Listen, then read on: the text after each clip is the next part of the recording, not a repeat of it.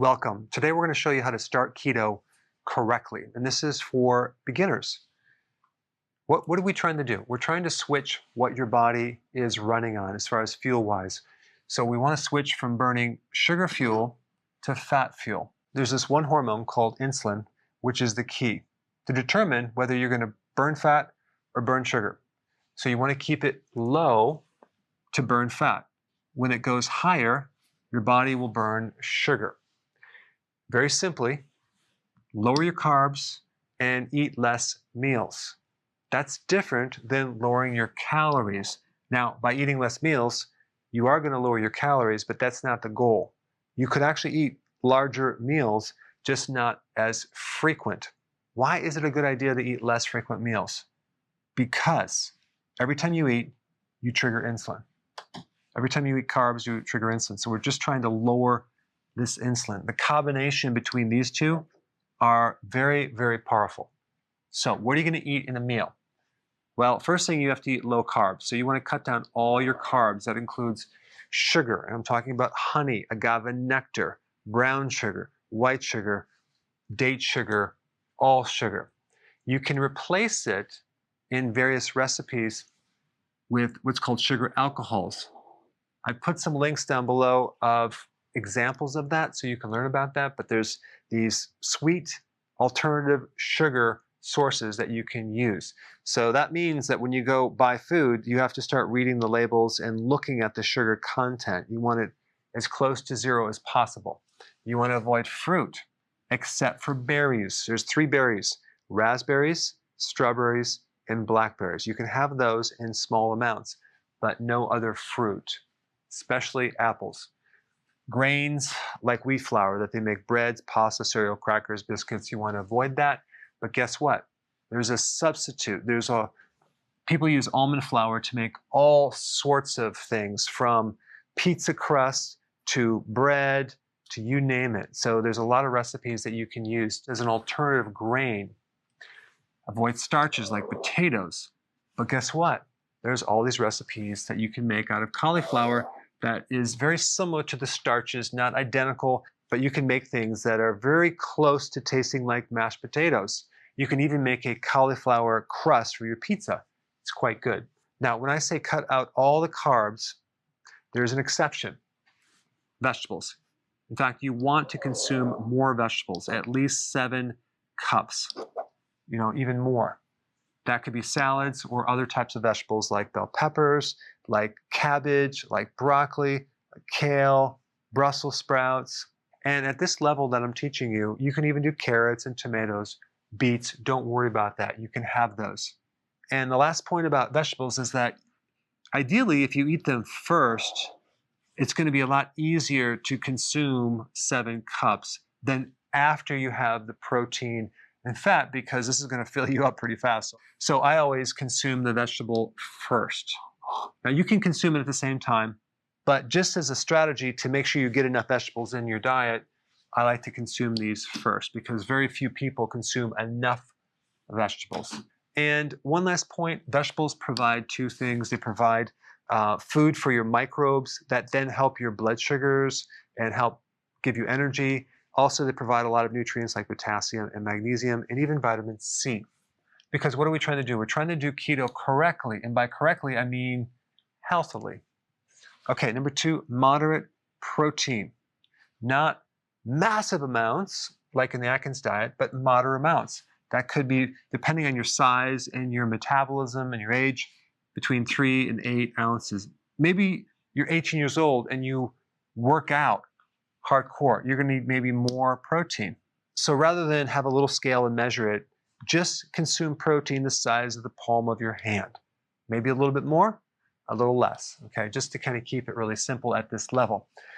What type of protein? Different types of meat: fish, chicken, seafood, eggs, cheese, unless you have an allergy or any type of severe gut issue, nuts or nut butters.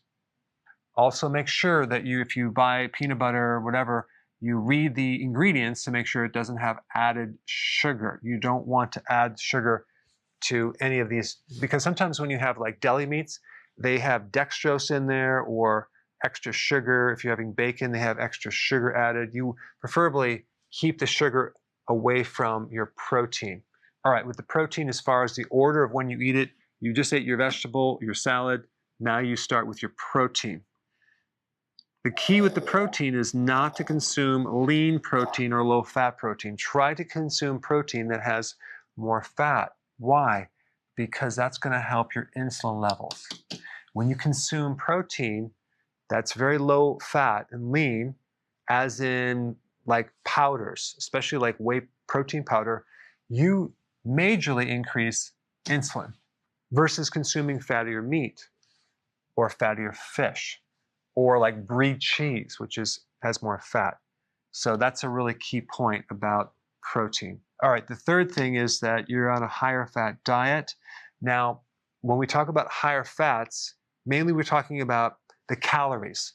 There's more than twice as many calories in fat than there is protein and carbs.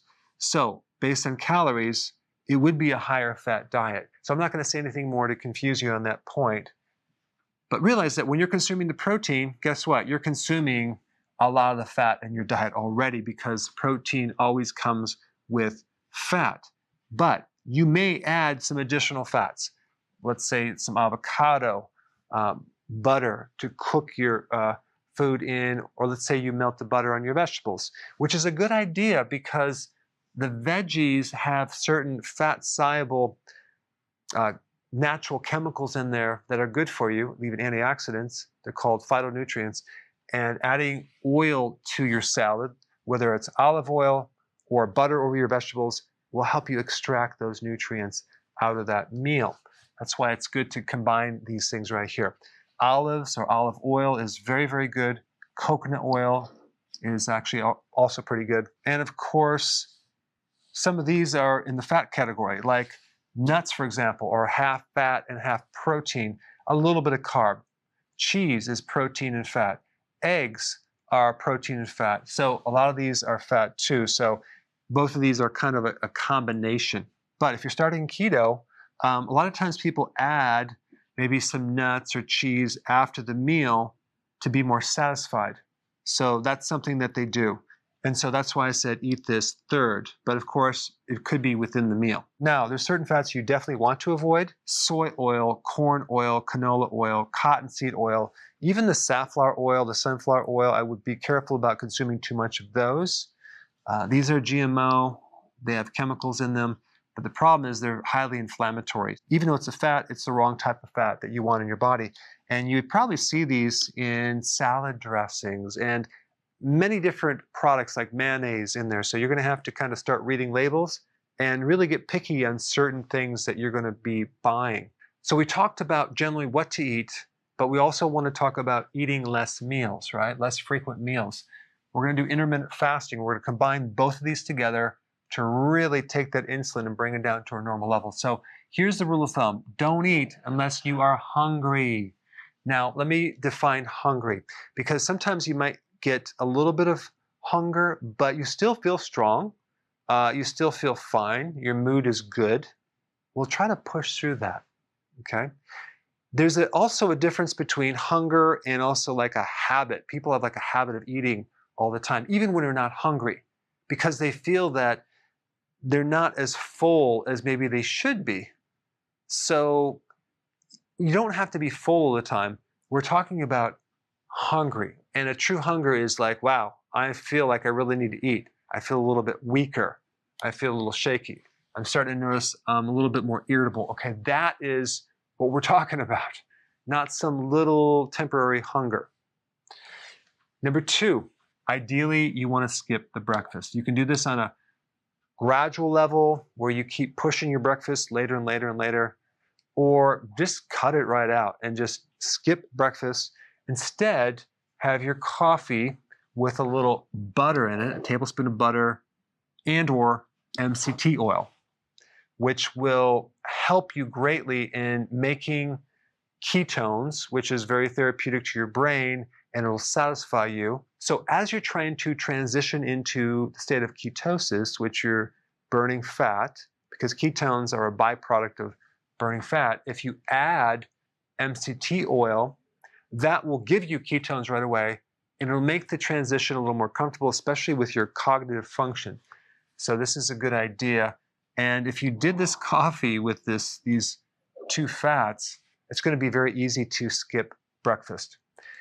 Also, I want to note that at about 8 a.m. in the morning is when you have this hormonal shift with cortisol might go up, and you may find a temporary, about a half hour, kind of a sense like I'm ready to eat something. It's the cortisol. It's a hormonal shift, and it can increase your appetite. Just ignore that and push through that. Okay? So we're skipping our breakfast at this point. Number 3, very importantly, do not snack through the day.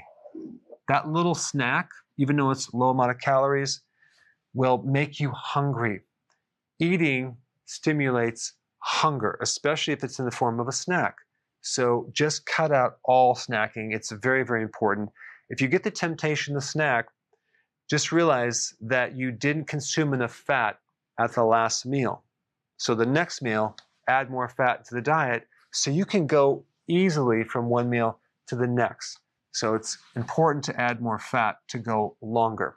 There's a lot of details to fill in the blank, but typically you can drink water, tea, coffee, anything without sugar. You can take your vitamins. It's not going to be a problem.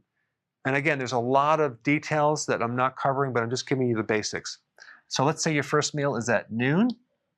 Okay, you eat your meal. Don't really worry at this point about calories because we're not trying to reduce calories. All we're trying to do is have that first meal, make sure it fits what I said in the last slide, and then the second meal at 6. So that gives you a 6-hour eating window and 18-hour fast, okay, if you don't snack, which is huge. This is going to allow you to see a lot of benefits with this program. So that is the summary of how to do keto correctly. Before you go, if you have a question about a product, or you're new to keto and you want to know how to begin keto, or you're on keto and you need a debug because it's not going as smooth, I have a keto consultant standing by to help you. This is just for the people in the US. Hopefully in the future we'll be able to answer everyone's call. But I put the number down below so you can call and get some help.